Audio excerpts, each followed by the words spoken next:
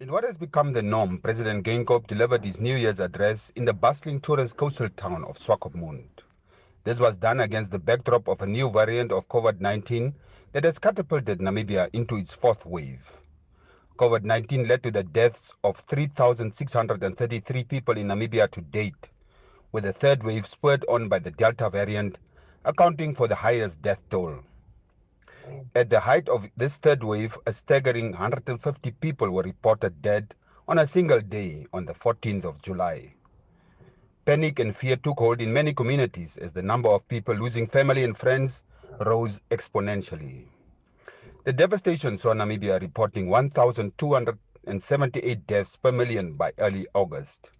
Indeed, this was a year of resilience in which we withstood a multitude of challenges, most notably the assault on our way of life by the invisible enemy, COVID-19. The havoc inflicted by this merciless pandemic of 21st century has been unlike anything we have experienced since our independence in 1990. COVID-19 is indiscriminate. It knows no borders, no nationality, no race, no tribe, no gender, no age, and no social class. It has reached out and affected all of humanity. However, in the middle of untold despair, the war against this virus has also united people across the globe.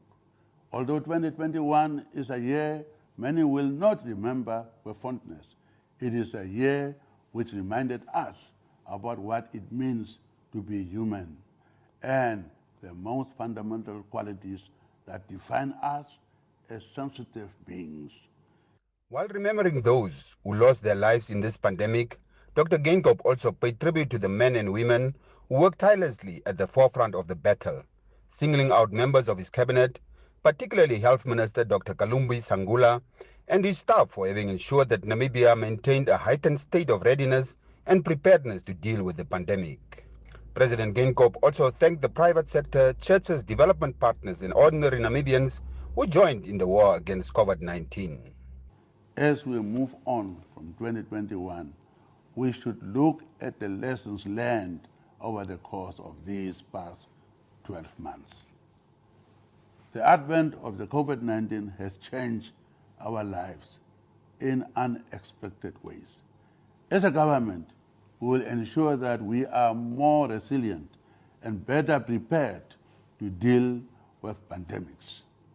Workplace health and safety protocols need to be revisited in order to ensure that we are better prepared to provide medical care to our workers. President Geingob said the pandemic has impacted the Namibian economy adversely, leading to supply chain disruptions and low economic growth.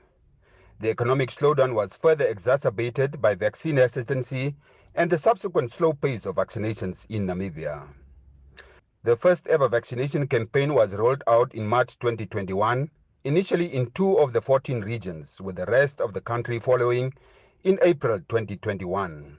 By July 2021, health authorities observed a slow uptick in vaccinations in general against the projected target population of 1.5 million people, or 60% of the total population, to reach herd immunity.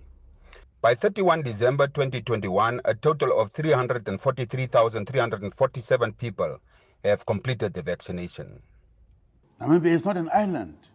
We belong to the global village, and for us to survive, we must do business with the rest of the world.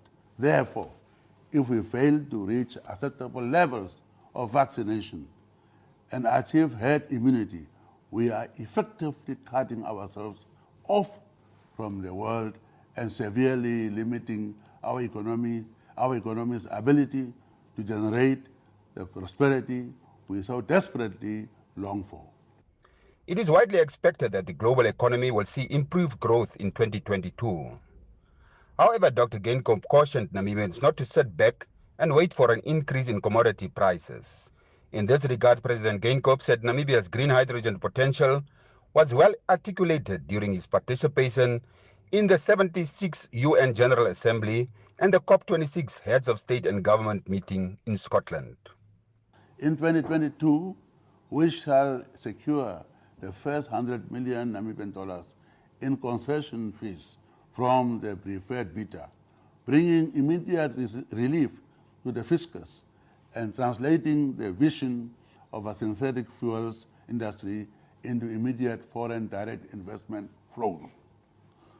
We shall deliver Namibia's green hydrogen strategy, outlining a clear pathway to unlocking even greater investments and to establishing Namibia as a regional and global decarbonization champion.